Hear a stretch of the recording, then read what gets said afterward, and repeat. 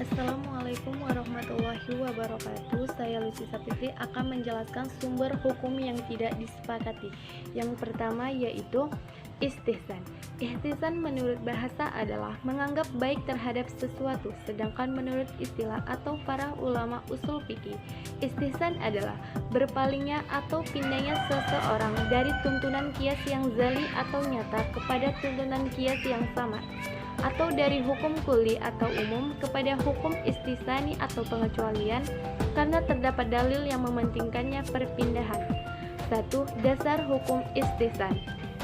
Seperti firman Allah Subhanahu wa taala yang artinya, "Dan ikutilah sebaik-baiknya apa yang telah diturunkan kepadamu dari Tuhanmu sebelum datang azab kepadamu dengan tiba-tiba, sedang kamu tidak menyadarinya." 2. Macam-macam istihsan beserta contohnya. Ulama Hanafiyah membagi istihsan menjadi 6 macam, yaitu yang pertama istihsan bi an-nas berdasarkan ayat atau hadis. Yang kedua istihsan bi al-ijma berdasarkan pada ijma. Istihsan bi al-qiyas al-kahfi berdasarkan qiyas yang tersembunyi. Keempat, istihsan bi al-mashalah berdasarkan kemaslahatan. Yang kelima, istihsan bi al-urfi berdasarkan adat kebiasaan yang berlaku umum. Dan yang terakhir, istihsan bi al-darurah berdasarkan keadaan darurat. Yang ketiga, contoh kasus istihsan. Yang A. Istihsan tentang sahnya akad istihsana atau perasaan. Menurut qiyas semestinya akad itu bakal sebab barang yang diakadkan belum ada. Akan tetapi masyarakat seluruhnya telah melakukannya, maka hal itu dipandang sebagai ijma atau tradisi yang dapat mengalahkan dalil qiyas. Yang kedua, sisa minuman burung buas seperti sisa burung elang, burung gagak dan sebagainya dalam suci dan halal diminum.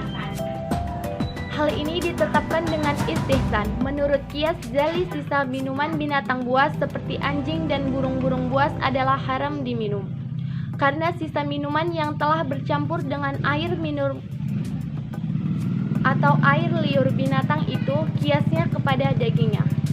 Binatang buas itu langsung diminum dengan mulutnya sehingga air liurnya masuk ke dalam minumnya.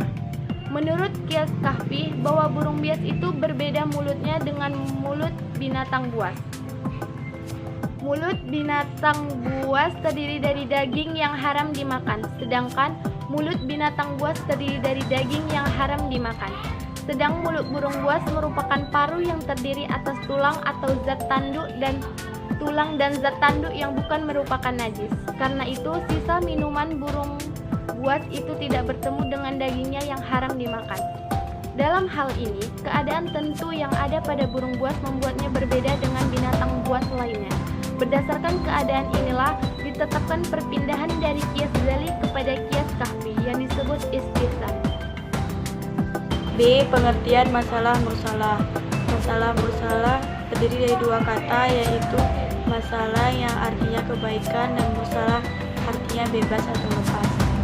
1. Dasar hukum masalah mursalah terbagi menjadi dua, yaitu berdasarkan Al-Quran dan berdasarkan hadis. Berdasarkan Al-Quran, Allah berfirman dalam surat Anbiya ayat 107 yang berbunyi, "Wa ma arsalnaka illa rahmatan lil alamin", yang artinya, dan tiadalah kami mengutus kamu melainkan untuk menjadi rahmat bagi seluruh alam. Sedangkan menurut hadis yang diriwayatkan oleh Ibnu Majah yang berbunyi, "Berbuatlah mudarat dan jangan saling memudaratkan." 2. Macam-macam masalah dan contohnya. 1. Masalah dudaria, yaitu perkara-perkara yang tegaknya kehidupan manusia apabila ditinggalkan maka rusaklah kehidupan manusia tersebut. 2. Masalah hajiyah, yaitu semua bentuk perbuatan dan tindakan yang tidak terkait dalam dasar yang lain yang ada pada masalah dudaria yang dibutuhkan oleh masyarakat yang tidak terwujud tetapi dapat menghindarkan kesulitan dan kehilangan kesempitan. Misalnya dalam hal ibadah yang dibolehkan kasyar salat, berbuka puasa bagi orang yang sakit dan musafir. Selain itu, masalah hijayah juga termasuk dalam memelihara kemerdekaan pribadi dan kemerdekaan beragama. 3. Masalah saniyah, yaitu mempergunakan semua yang layak dan pantas dibenarkan oleh adat dan kebiasaan yang baik yang dicakup oleh mahasinul akhlak. Misalnya kewajiban bersuci, menutup aurat, larangan menjual benda-benda najis, larangan berbuat curang, dan larangan timbul pada jual beli. Contoh-contoh masalah: A. Membuang barang yang ada di kapal laut tanpa izin yang punya barang karena ada gelombang yang besar yang menjadikan kapal tersebut oleng demi keselamatan dan menolak bahaya. B. Tatkala Islam masuk ke Irak dan Irak masih dimiliki pemilik asalnya dengan dinaiki pajak atau disebut haraj. Karena itu, kemaslahatan umat Islam pada umumnya seharusnya 4/5 taraf tersebut diberikan kepada orang yang memerangi dan hasil peperangan tersebut. C. Pengertian uruf. Dari segi kebahasaan atau etimologi, al-uruf berasal dari kata yang terdiri dari huruf ain, ro, dan fa yang berarti kenal. 1. Uruf juga berarti yang baik dan sesuatu yang dipandang baik akan diterima oleh akal sehat. Sedangkan dari segi istilah atau terminologi, uruf menurut ulama ushul fiqh adalah kebiasaan mayoritas kaum baik dalam perkataan maupun perbuatan. Menurut Abu Zahra, pengertian uruf secara istilah ialah sesuatu yang sudah menjadi kebiasaan manusia dalam pergaulannya dan sudah mantap dan melekat dalam urusan-urusan. 2.